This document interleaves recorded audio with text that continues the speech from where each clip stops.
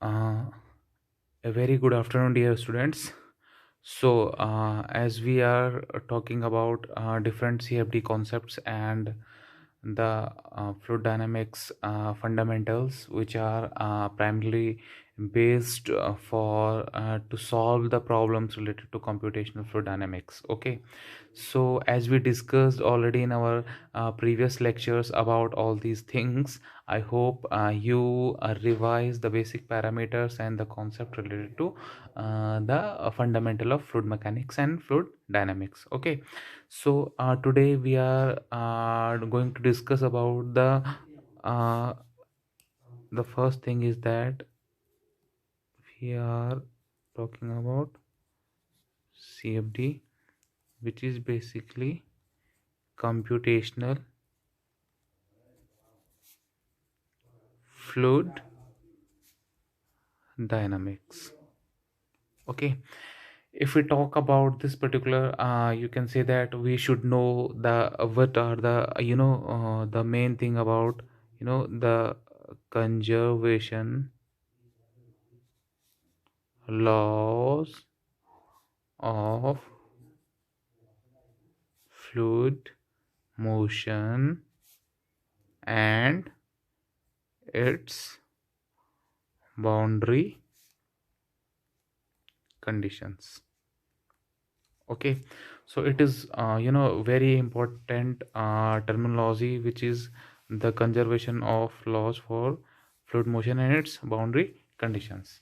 Okay, we need to understand the different parameters, different laws behind how the fluid is going to behave over different kind of surfaces, and what are the boundary conditions we need to follow to solve the problem related to fluid dynamics when the fluid is flowing over different types of surfaces, so that we can find out the actual behavior of that particular fluid in different surfaces. Okay, so basically if we talk about this particular fluid motion and heat transfer, so the derivation of that particular system, you can say now in the terms of PDE, the terminology you have to understand. PDE means that partial differential equation. Okay, partial differential equation. Okay, so partial differential equations means that the equations, the governing equations we have are in the form of partial differential equations. Okay, that governs the flow in different Cartesian coordinate. If we talk about the Cartesian coordinates, means that the coordinate like x, y and z, they are denoted by x, y and z. Okay, now you have to understand, you have to revise, you can say you have to learn the laws related to the thermodynamic equations or the thermodynamic states, like the first law, the second law. Okay, what the principle says about it. And another important thing like Newtonian model of viscous stresses leading to your Navier-Stokes equations, as I already told you that because we have a very important equations, a governing equations in computational fluid dynamics, which is Navier-Stokes equations, which governs your computational fluid dynamics problems, and based on that we have to solve it. So for that we need to understand the Newtonian model, okay, of viscous stresses, which leads towards your Navier-Stokes equations. Okay, now the integrated form of transportation equations over space and over time for a certain control volume, means that I already told you about this particular terminology, finite control volume. Okay, so we have to I already discussed about this particular terminology, finite control volume. So the governing equations which we are going to solve will be applicable for this particular finite control volume, and will be solved for this particular specific reason throughout your flow field or a fluid domain. Okay, now the very important thing is that another thing is that the classification of fluid flow, the classification the classification of the classification of fluid flows. means that how we are going to describe the fluid flow, means that based on different types of parameters, like we are talking about the turbulency and the laminarity of the flow. So these are the very important thing. Okay, next is our the boundary conditions. The boundary conditions means that boundary conditions means that over which conditions and under which circumstances or the ambient conditions the fluid is going to flow under different surfaces. Okay, either it may be a inner channel, or either it may be external surfaces. So you have to calculate, you have to decide that how the boundary conditions is going to be applicable for that particular fluid flow phenomena. Okay, so these are the some basic things you need to understand before doing the computational fluid dynamics. Okay, and the most important thing is that the viscous nature of that particular fluid. Okay, of course the fluid, any kind of a fluid having liquid or either a gas, you have to understand the viscous property of that particular fluid, because it is very very important. Okay, so just do the basics of all these things. I hope you understand. Okay, now we will move to our next topic related to it. Basically, if we talk about it, the governing equations of a fluid flow which represents any mathematical model, it basically involves the conservation law of physics. It basically involve the conservation laws of physics. Okay, so anything, any parameter which you are going to analyze, or you are going to study it in this particular topic, is basically a conservation law of physics, which says the first is that the mass of fluid is going to be conserved. The mass of fluid is conserved. The mass of fluid is conserved means that our area of study on our area of study is on a fixed volume of a fluid which is flowing inside any fluid domain or a flow field. If suppose we are talking about this is like a this is if we're talking about this like suppose this is a flow field. Okay, for example, this is a flow field and our area of study will be like this specific finite volume, this specific finite region where our area of study will be this, like this. Okay, so this suppose this is a flow field, and this a b c d, which is a fixed region we have taken from here, a finite, a control volume. You can see that all our governing equations will be applicable on this particular control volume. Means that we are assuming that the mass of the fluid which is entering that particular region is going to be conserved. Means that the thermodynamic first law which says that either the mass is nor created or nor destroyed. So means that the mass of the fluid which is flowing where the our area of study is, that will be fixed. Okay, the second is that the rate of change of momentum equals to the sum of the forces on a fluid particles. Means that what it says about the Newton's second law, means that F equals to ma. Okay, you have to understand this particular. The third one is that the rate of change of energy is equal to the sum of the rate of heat addition to and the rate of work done on a fluid particle. Means that as we are, as we already discussed about the two approaches which we are going to follow. First is your Eulerian approach, Lagrangian approach, and the second one is the Eulerian approach. Okay, in Eulerian approach basically we are following our that fixed amount of a fluid region, or that fixed amount of a fluid volume in that particular flow field. Okay, so basically all these approaches or the governing equations which are basically the basis for a computational fluid dynamics is totally about your the Eulerian approaches. Means that instead of following a particle in any fluid domain, we are following we are going to study about that particular fixed region, and we are going to study about that particular fixed region, how the fluid is going to behave in that particular control volume. Okay,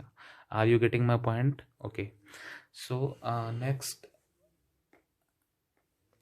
we will move to our next which is the you know continuity equation. So basically, if we talk about the continuity equation in a three-dimensional form, so I hope you did in your fluid mechanics. So what continuity equation says about, basically says about del u upon del x plus del v upon del y plus del w upon del z equals to 0.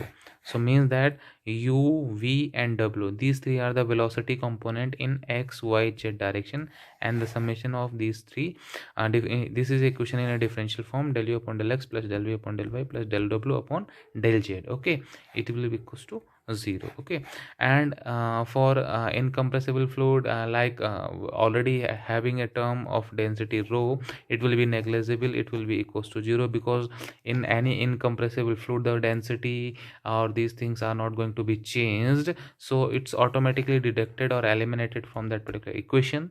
Hence the final equations comes like this: del u upon del x plus del v upon del y plus del w upon del z equals to 0. Okay, so just do the revision of this particular equations. It will give you more insights about the fluid flow behavior, and it's you know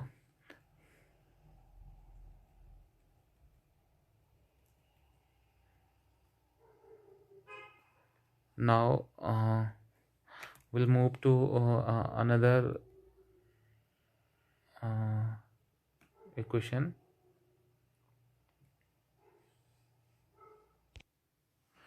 So basically, now if we talk about the momentum equation in three-dimension form, okay, if you talk about the momentum equation in three-dimension form, so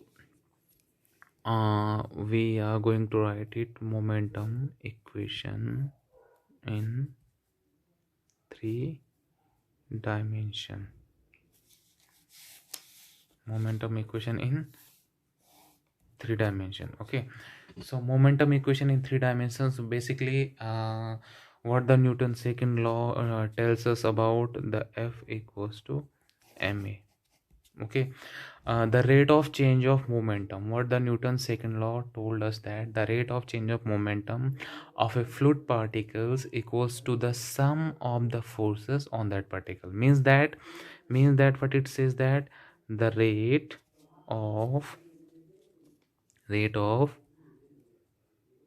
increase of momentum of fluid particle, rate of increase of momentum of fluid particle will be equals to sum of forces on fluid particle.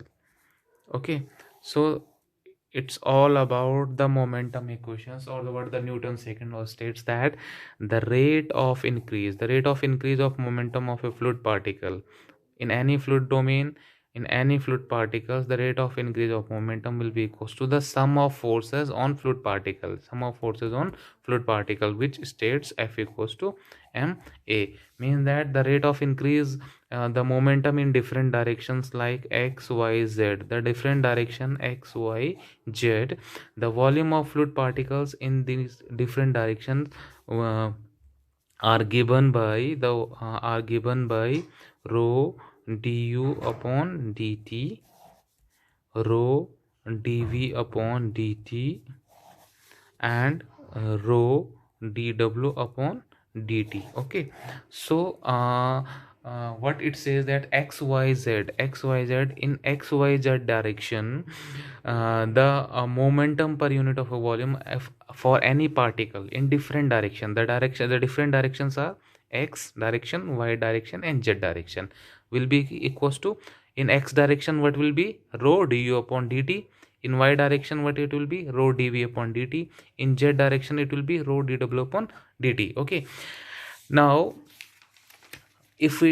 these are the momentum for that fluid particle in different direction. Now if we talk about the forces, we are talking about the forces, means that what it says, the equals to sum of forces on fluid particles. So what are those forces? If we talk about the forces in different directions, so basically in any fluid particles, basically different types of forces are acting. Okay, if we talk about those forces, then the first one is your surface forces, and second is your body forces. Okay, the first one is your surface forces, which is always acting on any fluid particle in any fluid domain, and second is your body forces. Okay, surface forces like your pressure forces, second is your viscous forces, third is your gravity forces.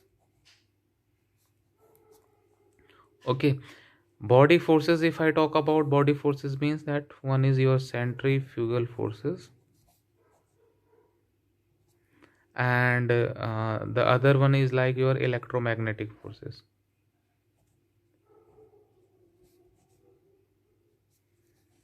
Okay, so these two kinds of forces are acting on any fluid particle, any fluid element in any flow fluid. And the first is that your surface forces like your pressure forces acting on any fluid element or in any fluid region. Second is your viscous forces, third one is your gravity forces. Okay, if we talk about the body forces like your centrifugal forces, electromagnetic forces, or maybe the Coriolis forces, the Coriolis effect, you have heard about it. So these are the kind of body forces. So basically these two types of forces are acting on any types of a fluid element in any fluid region. Okay, so I hope, my dear students, you understood about this particular topic, and what actually we are talking about, these different equations, the conservation laws for fluid motion and its boundary conditions. Okay, we have to understand these conservation law of physics, Newton's second law. Just do this revision for that. The continuity equations I already discussed about this particular, and another which is the momentum equations, which tells about the rate of increase of momentum of fluid particles, which is equals to the sum of forces on fluid particle. Okay, and the kind of forces which are acting on any fluid element in any fluid region. Okay, so just do the revision for that, and based on this, in our next lecture we will you know we will derive our Navier-Stokes equations, which is completely based on and these basic equations. Okay, I hope you understand this particular topic, and if you have any doubt in this particular, you can ask me during your lecture time. Okay, thank you.